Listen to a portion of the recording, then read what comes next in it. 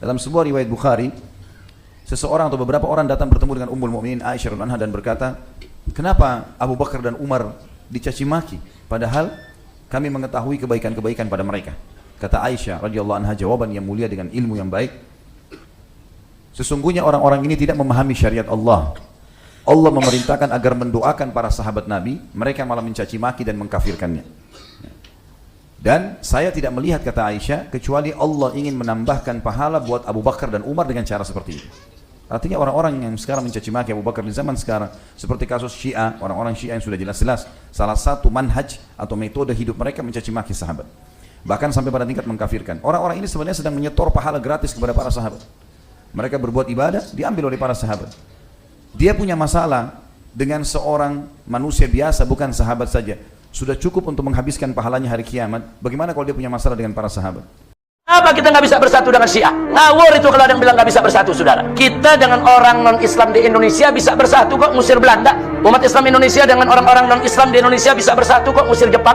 Kita nih bangsa Indonesia kan bukan Islam saja, betul? Ada Kristen, ada Katolik, ada Protestan, ada Buddha, ada Hindu, ada Konghucu. Bisa gak kerjasama bangun bangsa? Bisa gak kerjasama jaga keamanan bangsa? Nah, kalau kita sama orang kafir aja bisa bersatu kok untuk membangun kebersamaan, membangun bangsa dan negara, menjaga keamanan saudara, mengusir penjajah. Kenapa kita nggak bisa bersatu dengan Syiah? Ngawur itu kalau ada yang bilang nggak bisa bersatu, saudara. Tapi memang kalau maksudnya bersatu, mazhab Syiah dan Ahlus Sunnah akidahnya disatuin, mustahil. Jangankan Ahlus Sunnah dengan Syiah, saudara, Ahlus Sunnah dengan Wahabi akidahnya disatuin, nggak bisa.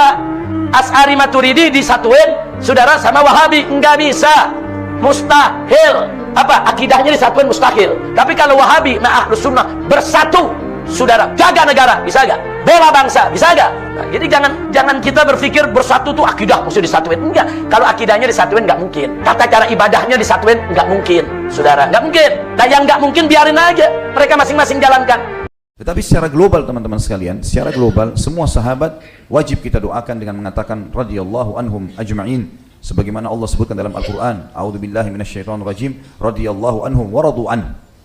Makanya Aisyah radhiyallahu anha pernah ditanya, di zaman Utsman bin Affan menjadi khalifah, mulai ada gosip-gosip, berita-berita menyalahkan Abu Bakar sama Umar, ya, radhiyallahu anhum ajma'in. Dan ini, teman-teman, kalau antum menghadapi dalam kehidupan sehari-hari, ada orang yang caci maki, ada orang yang fitnah, tidak usah kaget, karena manusia lebih baik daripada kita, difitnah juga. Nabi SAW difitnah, Nabi SAW disebarin isu-isu yang tidak benar tentang beliau. Abu Bakar sama Umar juga begitu, sudah meninggal. Dalam sebuah riwayat Bukhari, seseorang atau beberapa orang datang bertemu dengan Ummul Mukminin Aisyah radhiyallahu anha dan berkata, "Kenapa Abu Bakar dan Umar dicaci maki, padahal kami mengetahui kebaikan-kebaikan pada mereka?" Kata Aisyah radhiyallahu anha jawaban yang mulia dengan ilmu yang baik, "Sesungguhnya orang-orang ini tidak memahami syariat Allah. Allah memerintahkan agar mendoakan para sahabat Nabi, mereka malah mencaci maki dan mengkafirkannya. Dan saya tidak melihat," kata Aisyah, "kecuali Allah ingin menambahkan pahala buat Abu Bakar dan Umar dengan cara seperti itu." Artinya orang-orang yang sekarang mencaci maki Abu Bakar di zaman sekarang, seperti kasus Syiah, orang-orang Syiah yang sudah jelas-jelas salah satu manhaj atau metode hidup mereka mencaci maki sahabat, bahkan sampai pada tingkat mengkafirkan. Orang-orang ini sebenarnya sedang menyetor pahala gratis kepada para sahabat. Mereka berbuat ibadah, diambil oleh para sahabat. Dia punya masalah dengan seorang manusia biasa, bukan sahabat saja, sudah cukup untuk menghabiskan pahalanya hari kiamat. Bagaimana kalau dia punya masalah dengan para sahabat?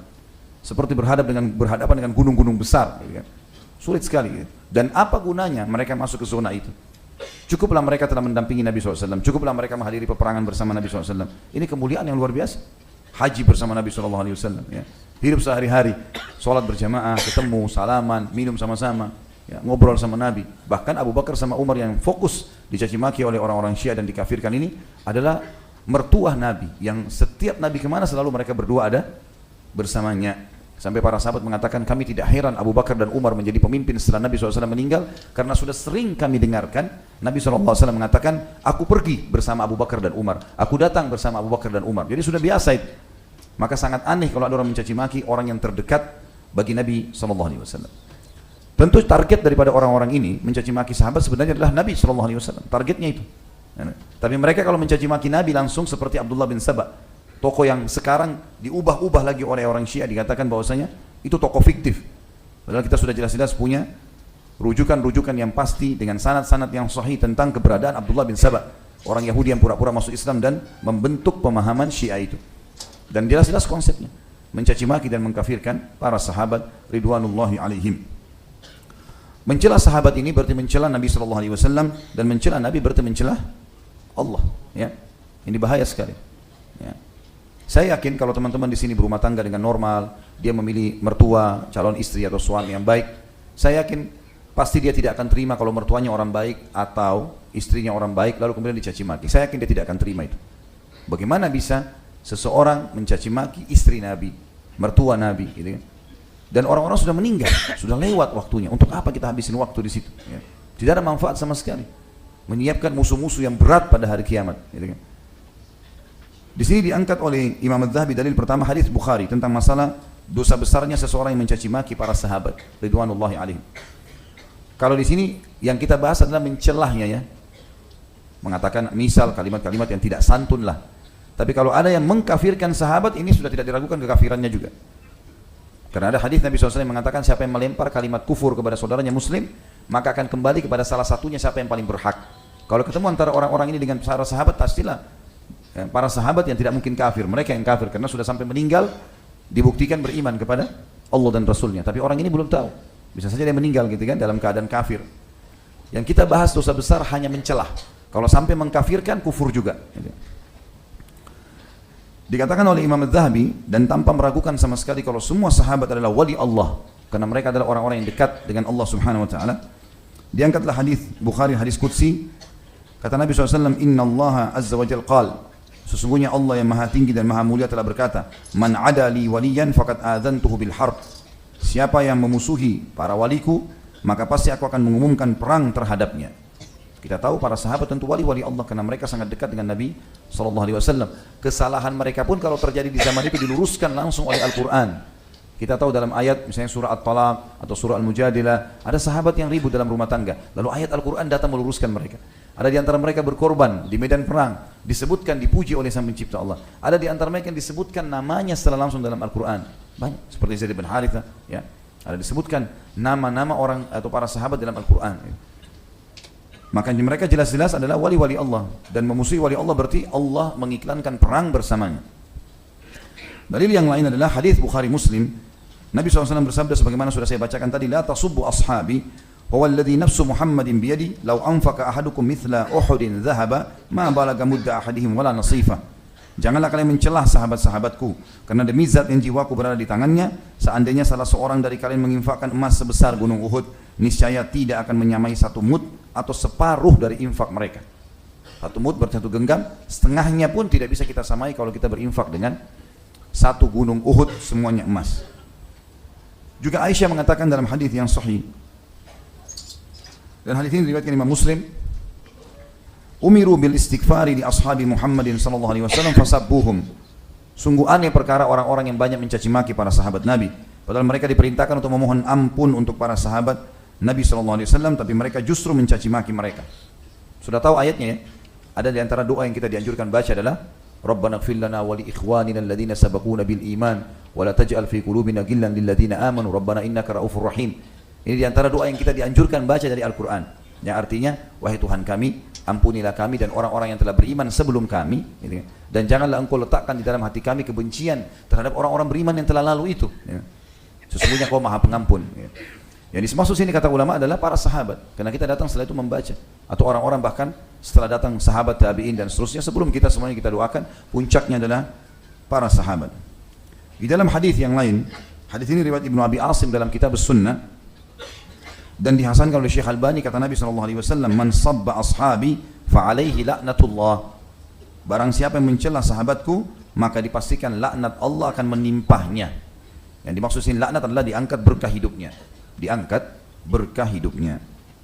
Ali radhiyallahu anhu berkata di dalam sebuah hadis, dan hadis ini diriwayatkan Imam Muslim dalam Kitabul Iman, walladzi falaqal habbata wa bara'an nasama innahu la ahdun nabiyyil ummi ilayya la yuhibbuni illa mu'minun wa la yubghiduni illa munafiq. Demi zat yang membelah benih dan menciptakan nyawa, sesungguhnya janji Nabi yang ummi, maksudnya Nabi Muhammad SAW, cirinya ummi, tidak bisa baca dan nulis, kepadaku adalah tidak ada yang mencintaiku melainkan seorang mukmin dan tidaklah membenciku melainkan seorang munafik. Orang-orang Syiah mengatasnamakan mencintai Ali, mengatasnamakan. Tapi mereka sebenarnya tidak mencintai. Yang mencintai adalah ahli sunnah. Terbukti tidak pernah ada satu ahli sunnah pun yang mencaci maki Ali radhiyallahu anhu. Kita semua mengatakan radhiyallahu anhu, kita akui khulafaur rasyidin yang keempat, kita akui sebagai anak mantu Nabi SAW, kita akui sebagai sepupu Nabi SAW. Dan kisah-kisahnya dinukil, fadilah-fadilahnya disebutkan. Ya. Tidak ada sama sekali yang kita celah. Istrinya Fatimah radhiyallahu anha kita puji, dimuliakan, anak Nabi SAW. Anaknya Hasan dan Husain radhiyallahu anhu ajma'in, kita puji Hasan dan Husain, kita mengatakan radhiyallahu anhum ajma'in, dan kita akui hadis-hadis Nabi SAW tidak terkecuali memuji kedua cucu beliau yang mulia ini, gitu kan? Tapi orang-orang Syiah tidak. Sampai sekarang pun mereka ada yang menghina Hasan. Mereka anggap Husain saja yang bisa diakui. Bahkan yang diakui adalah keturunannya dari Husain. Kenapa? Hasan sempat menyerahkan kekuasaan kepada Muawiyah radhiyallahu anhu ajma'in. Padahal Nabi SAW pernah tunjuk Hasan dan berkata, Inna bni hada sayyidun, sesungguhnya anakku ini atau cucuku ini adalah tuan. Wala Allah yusluhu biyadihi baina fi'ataini kabiratain. Semoga saja Allah akan memperbaiki pertengkaran yang akan terjadi di antara dua kelompok besar muslimin. Dan itu terjadi pada saat Hasan radhiyallahu anhu memberikan kekuasaan kepada Muawiyah agar muslimin tidak berperang. Dan kita akui semua itu. Tidak ada satupun yang kita pungkiri. Jadi orang-orang Syiah teman-teman tidak punya celah sebenarnya untuk memusuhi ahli sunnah. Dan ini menandakan manhaj yang mereka gunakan atau metode jelas-jelas bukan dari umat Islam. Ini bukan dari Islam, dari Abdullah bin Saba si Yahudi yang pura-pura masuk Islam. Gitu. Kalau mereka betul-betul mengaku pengikut Ali, maka mereka tidak akan memusuhi ahli sunnah, tidak akan menghalalkan darahnya. Kita lihat sekarang di Syria luar biasa, 200.000 sekian darah umat Islam dibantai. Di Lebanon begitu juga, di Irak juga begitu. Dan mereka menganggap itu adalah syahid. Mereka menganggap bahwasanya mereka mati syahid kalau mereka perang dengan ahli sunnah. Gitu kan. Muslimin, ahli sunnah wal jamaah, seperti di Saudi, seperti di Indonesia, di mana saja negara Islam, ada orang-orang Syiah di dalam wilayah mereka tidak pernah ahli sunnah ganggu. Dinasihati, didakwahi, nggak pernah diperangi. Belum pernah ada sejarah ahli sunnah sengaja mengeluarkan fatwa untuk membunuh orang Syiah secara umum langsung atau memerangi mereka. Tapi terbalik, kalau orang-orang Syiah yang berkuasa, maka halal darahnya ahli sunnah. Ya. Berarti ini sudah jelas-jelas bagaimana bisa dikatakan bagian dari kaum muslimin. Ada banyak kelompok yang menisbatkan diri kepada Islam, tapi tidak menghalalkan darah muslimin. Di kelompok ini, maka mereka mencaci maki sahabat, bahkan mungkin kalau sahabat hidup mereka akan siap untuk membunuhnya. Ini berbahaya sekali. Ya. Ini berbahaya dan tidak bisa sama sekali dibiarkan pemahaman seperti ini. Tentu yang kita benci di sini adalah pemahamannya. Ingat kalimat ini ya. Kita tidak boleh dalam Islam membenci fisik. Kalau ada orang pernah menjadi kelompok Syiah caci maki para sahabat, bahkan ada orang kafir pernah memerangi kaum muslimin, kalau dia sudah meninggalkan perilakunya dan bertaubat, hukumnya hukum sekarang. Ya, hukumnya adalah hukum sekarang setelah taubat. Gitu. Jadi yang sedang kita bahas adalah masalah karakter atau kesalahan pemahamannya. Dikatakan apabila ini yang disabdakan Nabi SAW dalam rangka menyebutkan hakikat atau keutamaan Ali, maka tentu Abu Bakar As-Siddiq lebih utama dan lebih patut, karena beliau adalah manusia yang paling utama setelah Nabi SAW, dan keyakinan Umar dan Ali radhiyallahu anhum ajma'in adalah bahwa barang siapa yang lebih mengutamakan seseorang di atas Abu Bakar, maka dia dicambuk seperti yang membuat-buat kebohongan. Jadi di zaman Umar bin Khattab, kalau ditemukan ada orang yang mencaci maki atau menganggap bahwasanya ada sahabat lebih baik daripada Abu Bakar, dicambuk. Di zaman Ali pun begitu. Sampai Abdullah bin Sabah pun dihukum oleh Ali bin Abi Thalib karena dia mengatakan bahwasanya Abu Bakar sama Umar dan Uthman merebut khilafahnya Ali. Ali sendiri radhiyallahu anhu, kita punya sanad-sanad sahihnya. Ahli sunnah memiliki sanad itu bahwasanya Ali bin Abi Thalib menghukum Abdullah bin Sabah yang dasarnya mendahulukan atau menyebut-nyebut dengan fitnah kalau Abu Bakar, Umar, Uthman merebut khilafahnya Ali. Ali sendiri gak terima. Gimana sekarang orang ini mau mengembangkan gitu?